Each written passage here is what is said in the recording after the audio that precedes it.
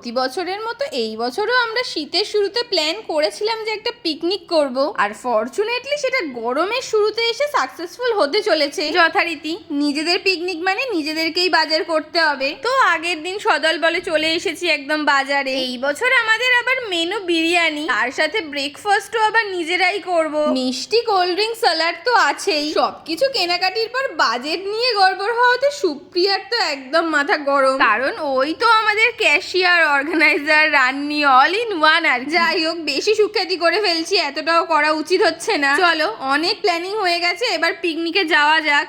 আগেই বলেছি আমাদের বাজেট নিয়ে গড়বড় হচ্ছিল, তাই সকালের ব্রেকফাস্টটা আমরা মুড়ি আর ঘুগনি দিয়েই করলাম। ঘুগনির প্রিপারেশনের 50% কাজ তো সুপ্রিয়ার মা মানে কাকিমাই করে দিয়েছিল, যার জন্য আমাদের একটু সুবিধা হয়েছে আর কি। তবে উনুন জ্বালাতে যা কষ্ট ভুগতে হয়েছে কি আর বলবো, কারণ আমরা কেউই তেমন ভাবে উনুন জ্বালাতে পারি না। যাই হোক, শেষে সবকিছু হচ্ছে, আর আমাদের চিকেনের কালার দেখেই বুঝতে পারছো কতটা টেস্টি হয়েছে। আর হ্যাঁ, তোমরা যেন ভেবো না আমি ওখানে কোনো কাজই করিনি, অনেক অনেক কাজ করেছি। পুকুর থেকে জল বয়ে বয়ে তো আমার কোমর ব্যথা। যাই হোক, আমাদের বিরিয়ানি এখানে রেডি। ভিতরে কি হয়েছে জানি না, তবে প্রফেশনালদের মতো আমাদের ওপরে ছাই দিতেই হবে। বিরিয়ানির টেস্ট তো মোটামুটি ভালোই হয়েছিল, মানে খাওয়া যাচ্ছিল আর কি। সত্যি কথা বলতে বন্ধুরা সবাই একসাথে থাকলে কখন যে সময় কেটে যায় সেটা তো বোঝাই যায় না। সময় যত এগোচ্ছে বন্ধুর সংখ্যাও তত কমছে, তাই সংখ্যাটা শূন্য হওয়ার আগে কিছু মানুষকে অন্তত রেখে দেওয়াটা